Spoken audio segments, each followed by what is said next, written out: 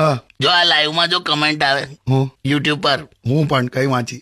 ભૈલુભાઈ ને પરણાય દો એમ કે. અરે ભાઈ રેવા દો. હમણાં જ મારા એક ભાઈબંધે મને જોક કહ્યો. હા મને કે કુંવારા છે ને, કુંવારા એ ડેરી મિલ્ક લેવા જાય અને પરણેલા ડેરીએ મિલ્ક લેવા જાય. એ બધું જોક ને મૂક ને હમણાં તું, તને હું સિરિયસલી કહું છું, પરણી જાને.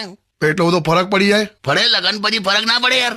તો ભાઈ તમે આવું યાર ગભરાવો છો. ગભરાવાનું એમાં. મને કે તારું પ્લાનિંગ શું છે? તારે લવ મેરેજ કરવું છે, એરેન્જ મેરેજ કરવું છે, શું કરવું છે? મને કશામાં વાંધો નહીં. હા તો જો હું તને કહું, હા તને પ્રેમ એ જ છોકરી સાથે થશે જે તારી વાત ધ્યાનથી સાંભળે, અચ્છા. અને લગન એ છોકરી સાથે થશે જે તારું હાવ બિલકુલ નહીં સાંભળે. તમે આવું કેવું મોટિવેશન આલો છો?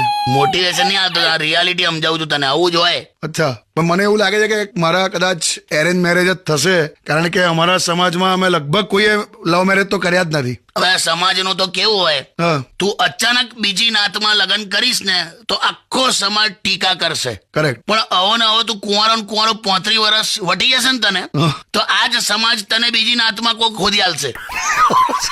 ખરેખર એવું હોય છે? હા, બહુ કન્ફ્યુઝિંગ હોય છે સમાજનું બધું. એ જવા દે, તું નક્કી કરીને પરણી ચાલા. હા બસ બસ પાક્કું. હા